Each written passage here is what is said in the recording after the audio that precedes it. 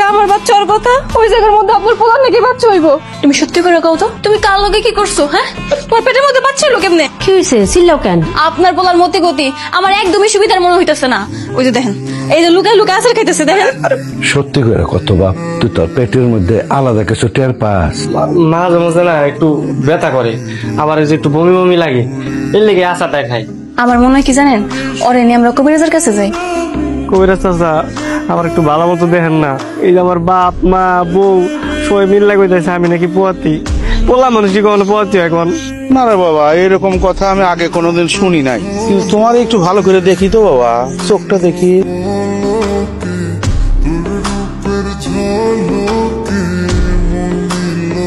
ওর পেটে তো সত্যি সত্যি বাচ্চা আছে।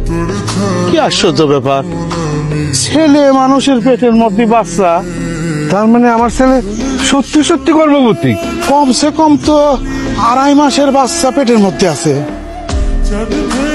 আপনারা এতদিনও টের পান নাই? টের পাবো কেমনে?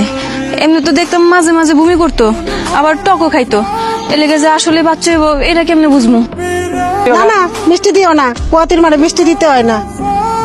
কি সমস্যা? মিষ্টি দিলে সমস্যা আছে। কি ব্যাপার, তুমি এমনি হাসতেছো কেন? আমি না একটা কথা চিন্তা করতেছি, তোমার পেট থেকে যদি বাচ্চা হয় তাহলে মা কার ডাকবো? তোমার ডাকবো নাকি আমার ডাকবো? আজব ব্যাপার, আমার বাচ্চা যদি পেট থেকে তাহলে তো আমারই মা ডাকবো, তাই না? তাও তো কথা, তোমার যদি মা ডাকে তাইলে তাহলে আমার কি ডাকবো? আব্বা ডাকবো? সবকিছু কেমন উল্টা পাল্টা দিতেছে না? ও ঠিকই কইছো, তোমার এই ছাপ্পা ডাকবো। যাক বাবা, ভালোই হয়েছে। আমি তো অনেক ভয় আছিলাম, মায়ের সবসময় কইতো মায়ের মানুষ জন কিনা পথই হয়, অনেক কষ্ট হয়। 9 মাস কোনো কিছু খাইতেও পারে না, চলতেও পারে না ঠিক মতন, অনেক সাবধানে থামা লাগে। আমি এই চিন্তা থেকে বাচ্চা গেছি। 9 মাস 10 মাস আমার একারই কষ্ট করা লাগবো, আমার এমনিতেই ভাল লাগে না। এলাকার মানুষ যা শুরু করছে আমার অনেক ধর্ম লাগে। কি আশ্চর্য ঘটনা, কোন ছবি? আব্বা কেমন আছো তুমি? ভালো আছি রে মা। কি বাবা, এইটা তুমি কি করছো?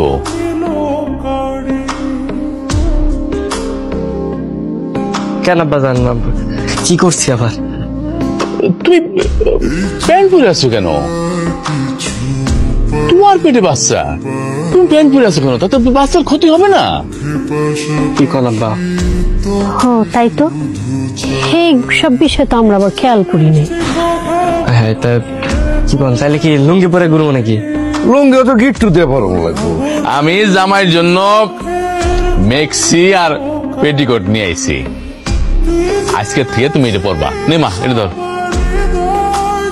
বাহ, খুব ভালো কাম করছেন ভাইয়া। ভালো করছে মানে আব্বা, তুমি এটা কি কইতেছো? হ্যাঁ, আমি কি মেক্সি পরে ঘুরবো নাকি? আমি কি মেয়ে মানুষ? আমি মেক্সি পরবো? আমি এগুলো পড়তে পারবো না। ও কৈতরির বাপ, তুমি এমন করতেছো কেন? কৈতরির কথা চিন্তা করলে তো তোমার মেক্সি পরন লাগবো। বৌমা, কই তুই কেডা? আমি তো বাচ্চার নাম ঠিক করে ফেলাইছি মা। আমি চিন্তা করছি যদি মায়া বাচ্চা হয় তাহলে আমরা নাম দিব কৈতরি। সুন্দর না? বাচ্চার নামও ঠিক করে ভালাইছে। ভাল লাগতাছ না, ওর কই যাবি? আর একটু চাটা খাই ঘুম পাইতাছ। দেখ, আমি দোকান পাড়ার দিকে যাবো না। এমনি এলাকার মানুষ আমার দিকে যেমনি তাকায় থাকে, বুঝছো, আমার না অনেক শরম করে, যাও যাবো না। আরে বেটা, শরম পাইছ না? তুই একমাত্র পোলা, যে সন্তান জন্ম দিবি, মাইন্ড একটু একটু তাকাই বই, কোনো শরমের কিছু নাই। চল দত্তা, কিসে? দত্তা আমাদের একটা উপকার করণ লাগবো। এবারে এই ওই কোনো উপকার করতে পারবো না, ওরে কবিরাজ রেস্ট লইতে কইছে, ওই যদি লড়াচড়া করে বাচ্চা বাচ্চা ডিগবাজি খাইবো।